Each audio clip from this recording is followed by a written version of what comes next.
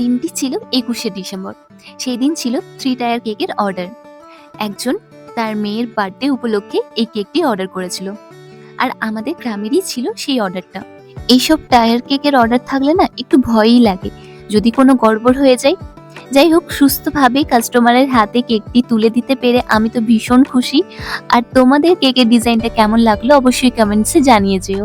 আমরা দুর্গাপুরের বিভিন্ন জায়গায় হোম ডেলিভারি দিয়ে থাকি কেকের, তাই যারা ভাবছো বাড়িতে বসে হোমমেড কেক খাবে রিজনেবল প্রাইসে, তারা আমাদের সাথে যোগাযোগ করতে পারো। এবং ক্রিসমাস উপলক্ষে আমাদের কেকের অর্ডার নেওয়া শুরু হয়ে গেছে।